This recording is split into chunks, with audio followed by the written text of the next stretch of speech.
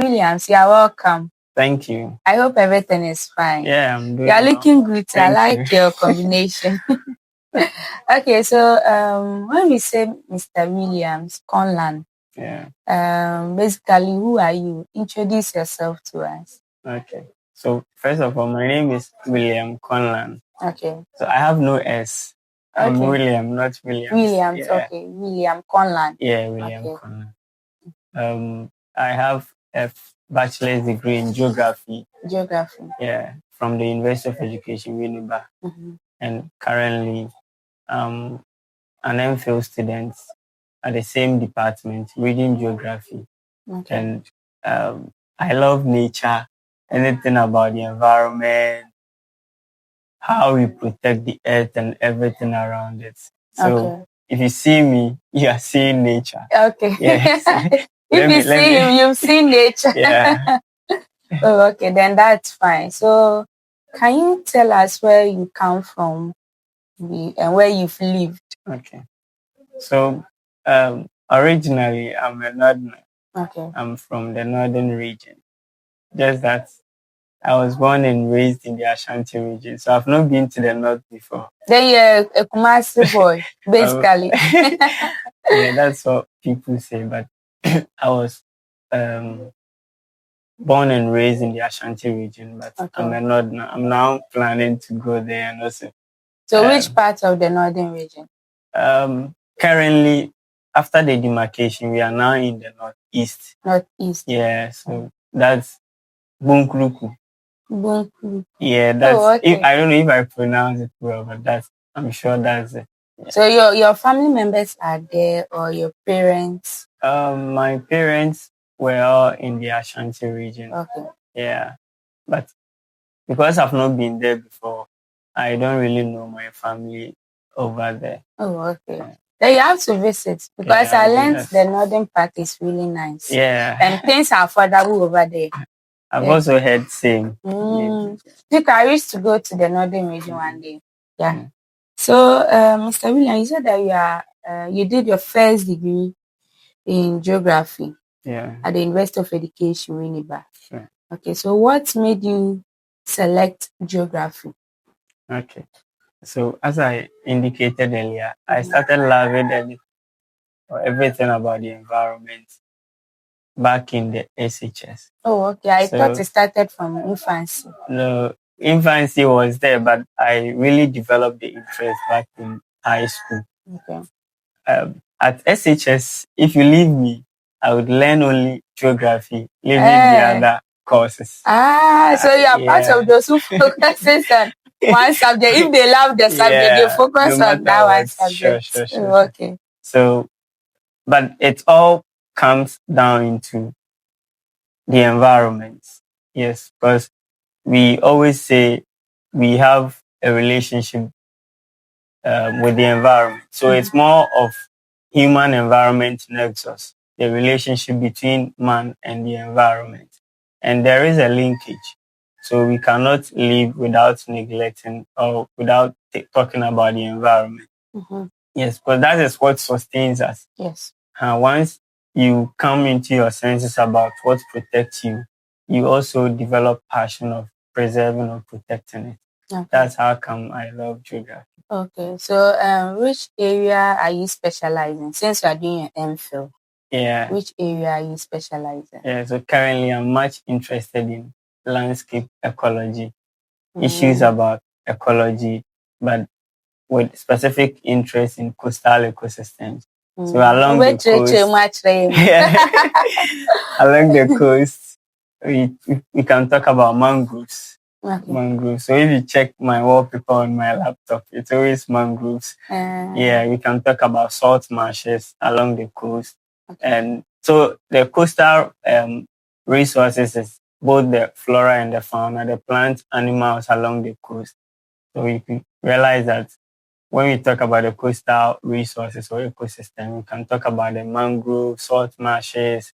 We can also move into the sea itself to talk about fisheries and other stuff. So anything around the coast, along the coast, I'm interested.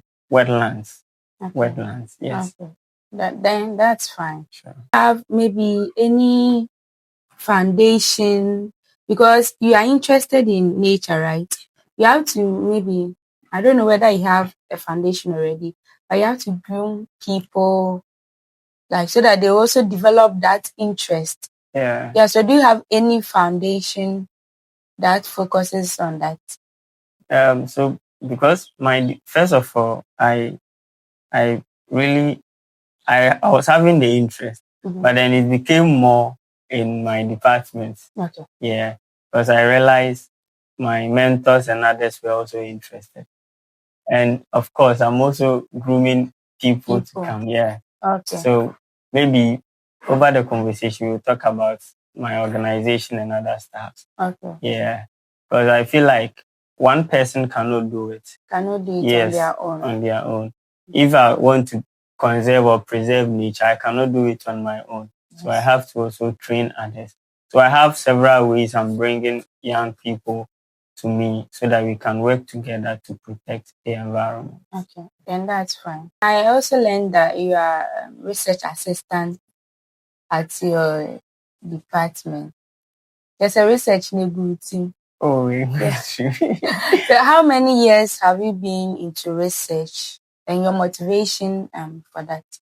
Okay, so I think when I completed 2023, okay, I had the opportunity to serve as a teaching and research assistant in my department, that's the Department of Geography Education. Okay. And through that, my mentors, my bosses that I was working with, they were all interested in how I do my stuff. Okay, so with the research, I developed interest in research when I became a teaching and research assistant in my department.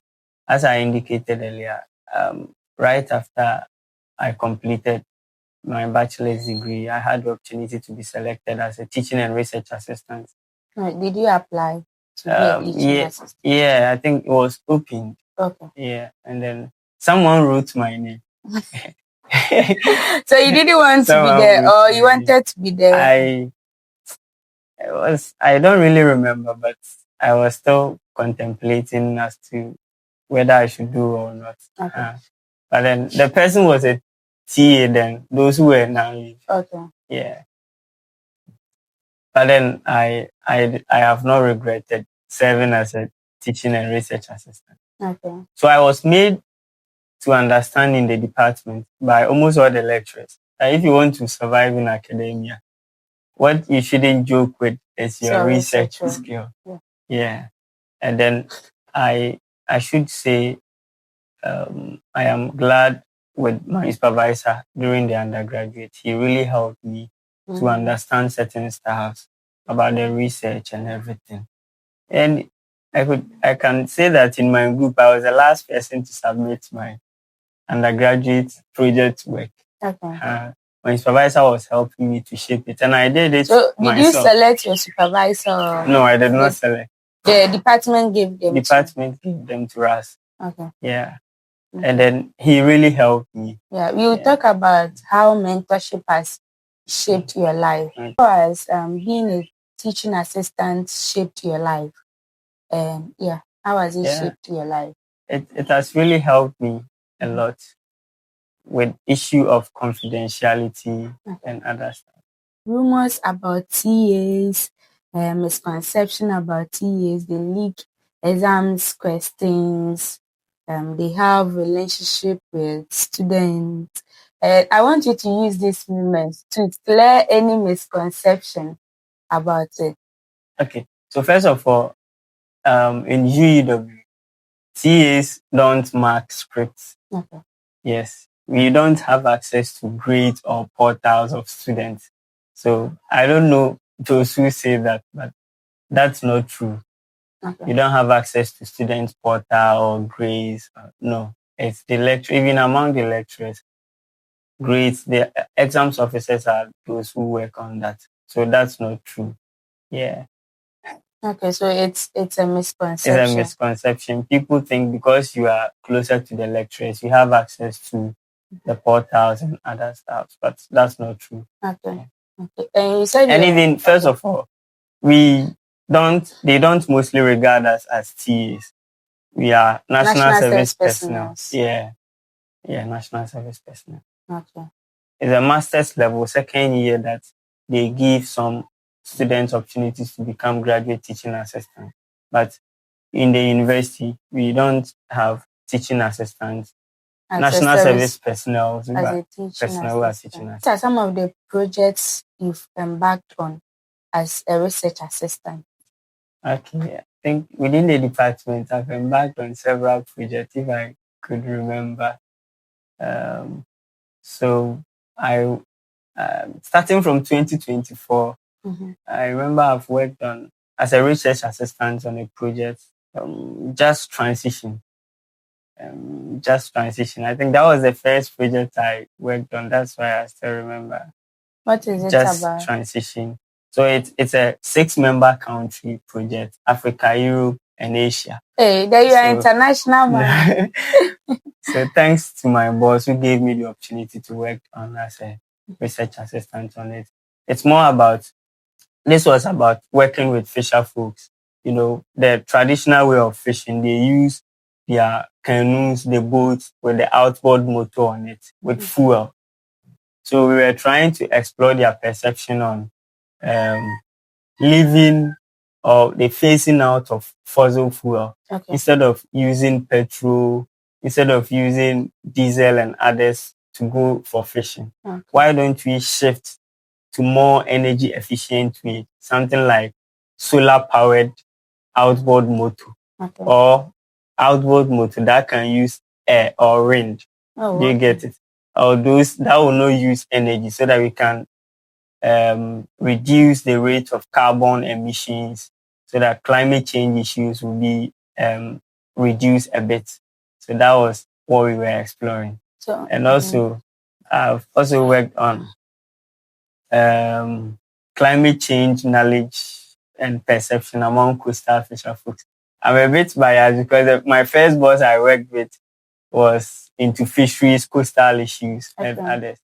Yeah. I've also worked on, that one was in Ghana, by the Global Development Network.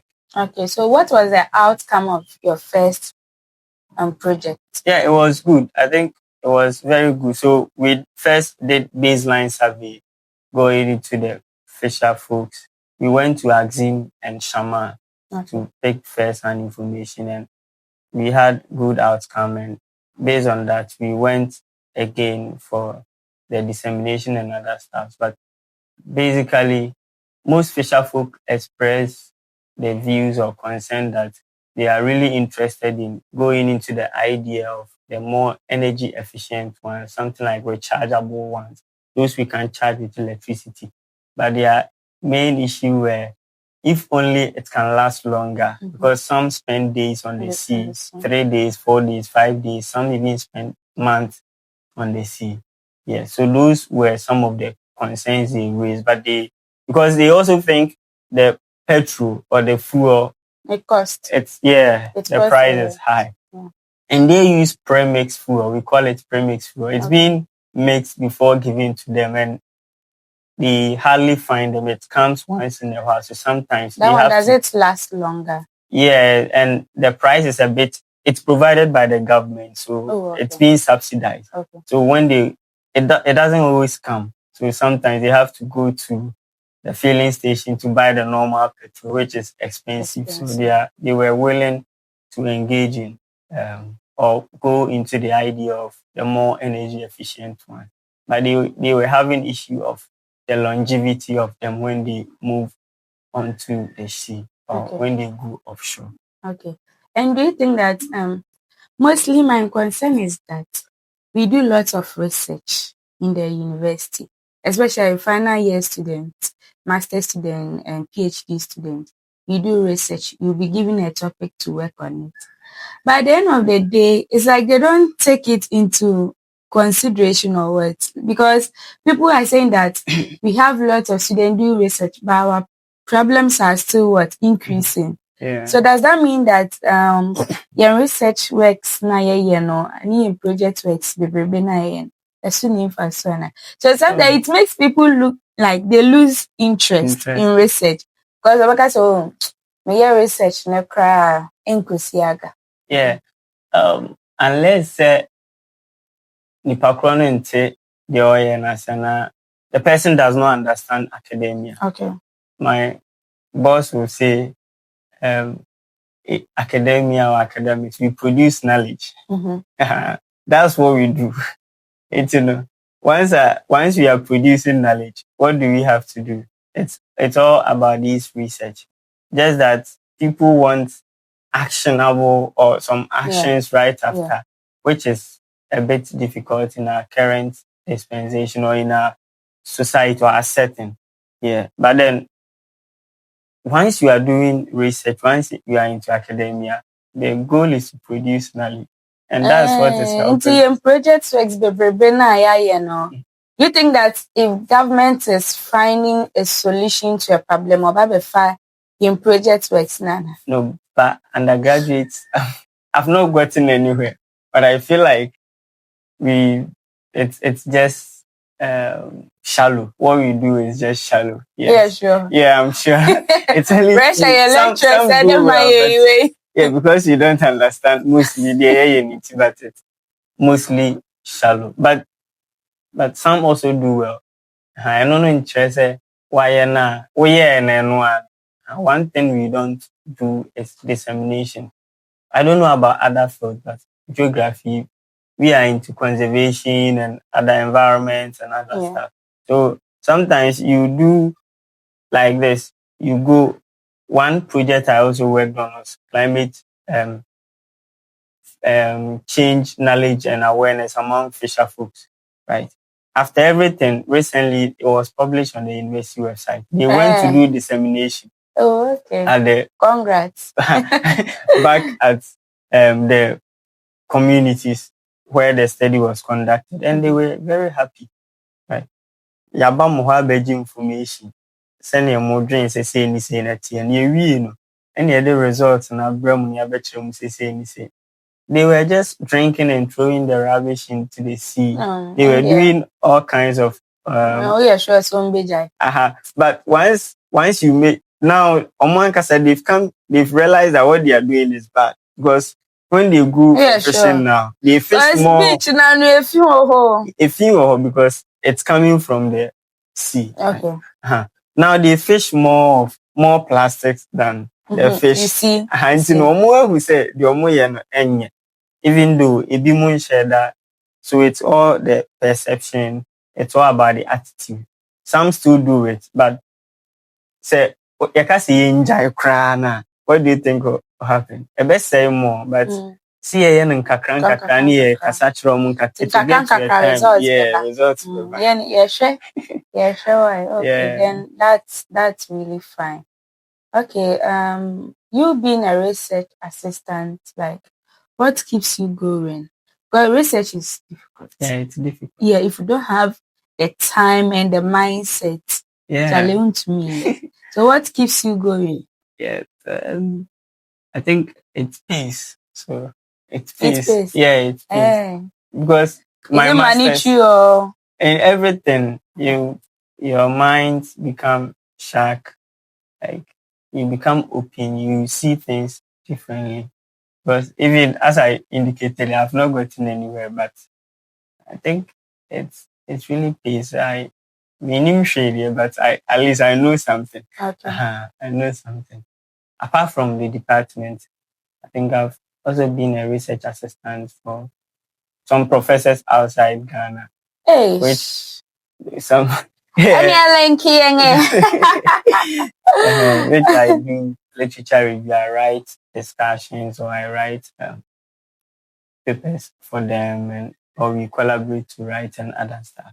Okay. And my master's too, I'm not paying anything. Wow. It's full scholarship. Full scholarship. Yeah, in the department. That's the current project I'm Ghana has it. Yeah. Full scholarship. Yeah, full scholarship. How did you get it? Because mostly open scholarship I say utia and send away. So how did you get the scholarship? Oh, it was a lecturer won a grant in the department. Yeah. Yeah, so he offered 3 scholarships for master's students in the Department of Geography. So it was opened. It was opened and I applied and I got and it. You got it. Oh, that's nice. For how many years? 2 years. 2 years. Yeah. So if you are not able to finish your master's within the 2 years, I have no option than to finish. Oh, yes. Okay. So what are some of the misconceptions people have about ecologists? So one thing is that especially the local people, those who rely on the wetland, they think it's their resource, and it's true because that's their main source of livelihood. Yeah. Just imagine someone who lives along the coast. Okay, we are in Winneba, so we know Akosia village. Yes. Those who live along the Moni Lagoon. Yes. Oh, okay. That's their main source of livelihood. They fish there, they farm around it, they do a lot of stuff in the wetland. Yes, but they think because they do that, though it belongs to them, but then that place has been designated as a Ramsar site, so you cannot be doing all sorts of stuff. And so sometimes when you tell them not to cut the mangroves, when you go there, you say, mangroves. And if you are catch when you say, because they always tell you, we na nanum. What they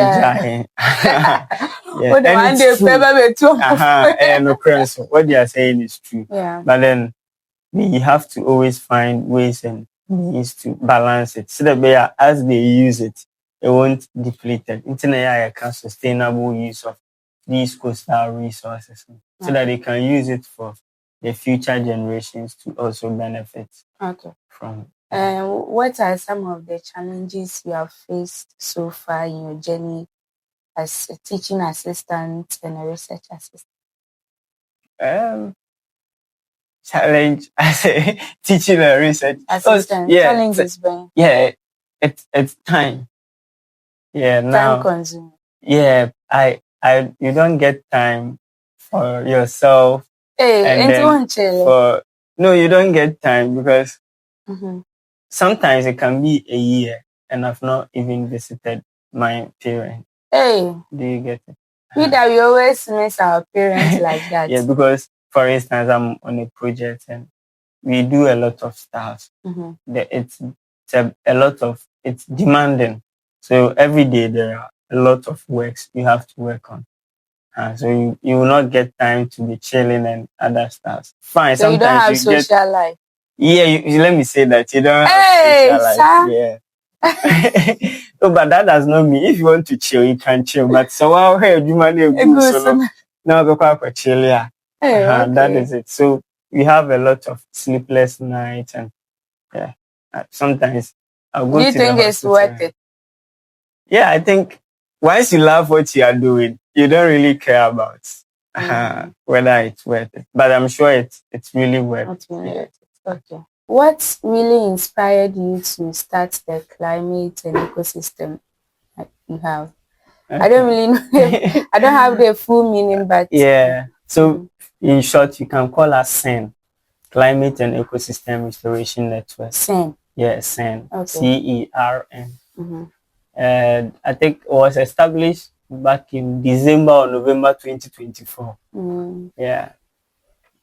Or 2023 rather. 2023. Yes, 2023. Yeah. And then it came, you see, sometimes when you have people around you who motivate you, it really helps you. Yeah, I was taught and told to start writing smaller grants. Yeah. So have you won any grants? So far, I wouldn't say, should I say yes or no? Let's leave that hanging. Okay. Yeah. Yeah. So that was when I started. So I realized most of the funders need youth-led initiatives. Oh, okay. Yeah. So the first one I got the opportunity to write was Ghana, from Ghana. Okay. Yeah, from Ghana. Because of something I cannot put the name. Okay, don't worry. Yeah. So I realized then time I was past that age. It was they needed people from 14 years to, was it 19 or 21? Okay. Yeah. I was doing my national service. I was past that age. So I just gathered people within that age, like 8 or 10 people, and I wrote the grants for them.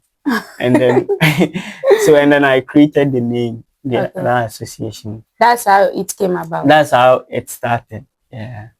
Oh, okay. And on LinkedIn, sometimes I see pictures of you planting. Is it trees or what do you do? Like, what is it about? So now, CEN, or Climate and Ecosystem Restoration Network, I would say we've advanced. Okay. Yeah. So we do a lot of conservation and restoration projects. So currently we've signed MOU with the Warabeba community.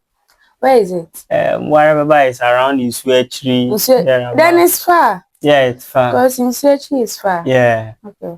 It's just some small community on Sandbar. Okay. Yes, along the shore. And then we started with beach cleanups and others. So we tried to plant more mangroves and other trees for them. So they agreed. And then we signed the MOU, which will end even in December. Maybe we'll go there and then extend that.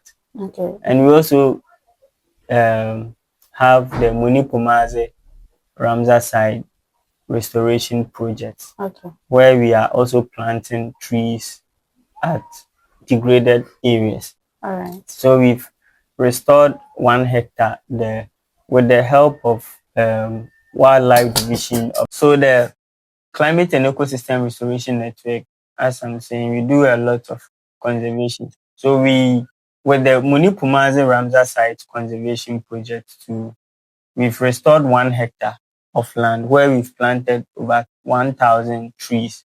Yes, the Wildlife Division of the Forestry Commission of Ghana, WINIBA, they helped us with the trees. And then we gathered our members and then we planted around the lagoon, just behind the university farms, UW farms. Yes. So that is it. And have you put monitoring measures in place? We have monthly monitoring. So every month we go there to count those that are dying and those that are doing well. Then what do you do? Yes, during the planting season, for now we cannot do replacement. Because we are entering into we've already entered into the dry season. Very soon, December, January will be dried. So once we plant now, they may die off, they may not survive.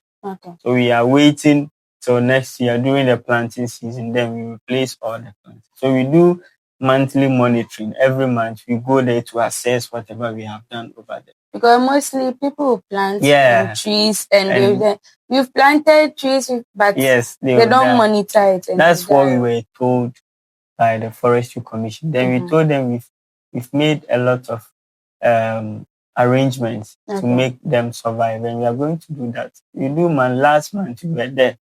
This month too. You go. Yeah, we will go. Okay. Yeah. And that's fine. Okay. Then you're also head of media and yes, that's Duoduwaah Media. They are environmental journalists. Yeah, so they talk more about that's nice. Tidal waves and then these conservation issues. We do a lot of research too. Yeah, you can Google check YouTube Clothes Beyond Borders. That's the second-hand clothing issues and others. Or you just type Duoduwaah Media, you find a lot about. So basically, they do reporting about environmental issues. Yes. Okay, then that's fine. Sure. That's really fine. And mostly people talk about climate change. What do you think are some of the causes? Because in Europe, it's one of their major challenges, climate change. So now, at first, in the dry season, it's supposed not to rain, but now it rains. Yeah. And they've been saying climate change. What are some of the causes? Yeah, climate change it's a a very broader term. Okay. And the causes, it's vast. All right. Yeah. Even though we are trying to do a lot of educate people, but then the main drivers are the carbon emission. Okay. Right. Yeah. Heavy industrialization, releasing a lot of carbon into the atmosphere. And the CFS, they are not easily broken down, which depletes the ozone layer. Mm-hmm. So the sun just gets to So us. are we at risk? Yeah, we are at risk. Hey, so what should we we are at risk. We are at risk. Okay. That's why we have to engage ourselves, the youth, the little that we can do. For instance, the planting. You know, human beings, we breathe in oxygen and out of carbon dioxide. And then the plants too takes in the carbon dioxide. And they give out the oxygen. So it means that once you cut the tree, it's going to release all the carbon that has been stored in it. So the little I can do, the little Sam can do is also plant so that we can absorb more of the carbons. Okay. And the reason why I'm much interested in mangroves is that mangroves... What's mangroves? You spoke about it. Yeah, mangroves are one of the coastal plants. Okay. Yeah. And they store a lot of carbon. They store a lot of carbon than the normal plants. Right. You see them. Yeah. So it sequesters carbon, a lot of carbon.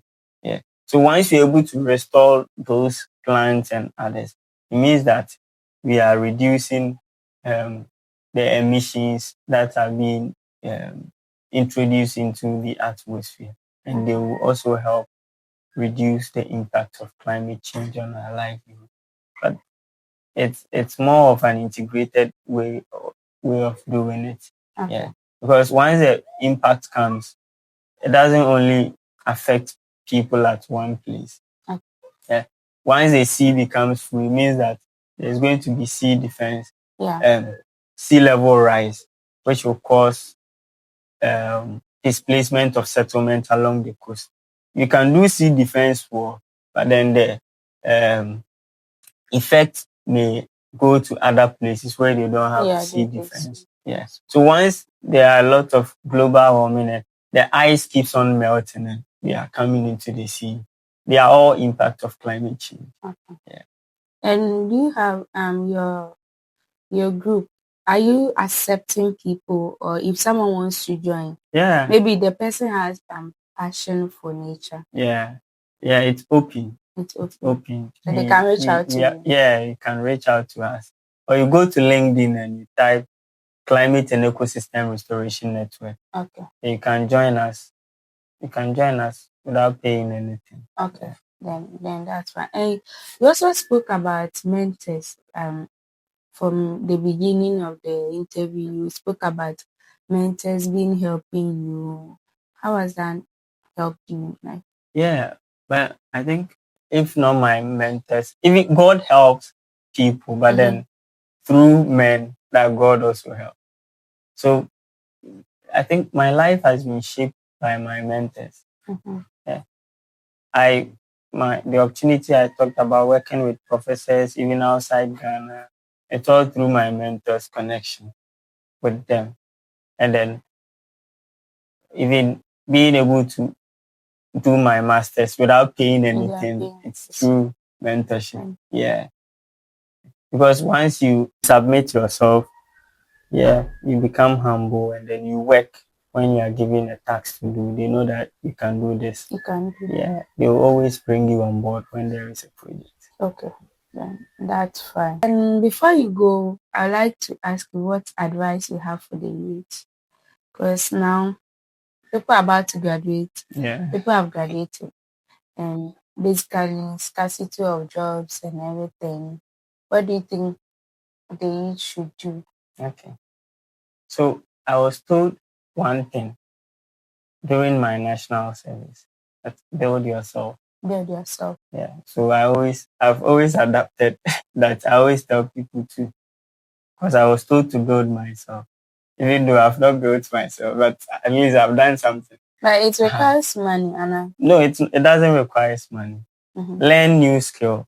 this is the time you have energy. All what I'm saying is from somewhere. This is the time you have a lot of energy. So you should work, learn a lot of stuff, learn new stuff. Do you get it? Yeah.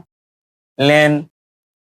Let me just say learn. It's not just picking book and reading. You should build yourself in such a way that you can fit wherever you find yourself. So you learn some skills. Yes, learn some skills. Learn skills. It's not only about academia, first class, those stuff. The first class there, you get it. Yeah.